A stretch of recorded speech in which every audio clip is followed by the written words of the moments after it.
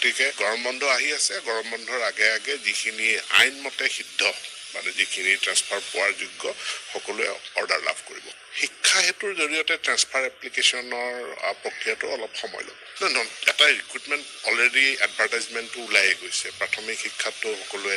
এপ্লিকেশ্যনো গ্ৰহণ কৰা হ'ল ছেকেণ্ডেৰীৰ ক্ষেত্ৰত পৰীক্ষা অনুষ্ঠিত হ'ব গতিকে পৰীক্ষা অনুষ্ঠিত কৰাৰ কাৰণে ইতিমধ্যে আমি সেবাক এটা ব্লু প্ৰিণ্ট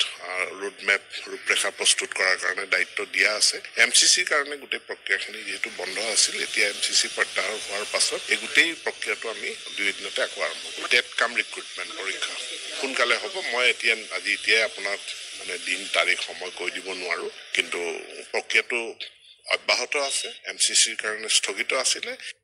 আপোনালোকে নিশ্চয় শিক্ষামন্ত্ৰী মহোদয়ৰ বক্তব্য শুনিলে গতিকে অতি শীঘ্ৰেই LP UPৰ নিযুক্তিৰ ক্ষেত্ৰত কামখিনি আগবঢ়াৰ কথা তেখেতে কৈছে টেট কাম ৰিক্ৰুটমেণ্টৰ কাৰণেও যি যাৱতীয় প্ৰস্তুতি চলাব লাগে সেইখিনি কামো অগ্ৰগতিৰ কথা তেখেতে কৈছে আৰু লগতে শিক্ষকৰ যি মিউচুৱেল ট্ৰান্সফাৰ সম্পৰ্কতো তেখেতে গুৰুত্বপূৰ্ণ বক্তব্য আগবঢ়াইছে এনেধৰণৰ শিক্ষামূলক বাতৰিৰ কাৰণে আমাৰ চেনেলৰ লগত জড়িত হৈ থাকিব আজিলৈ আহোঁ ধন্যবাদ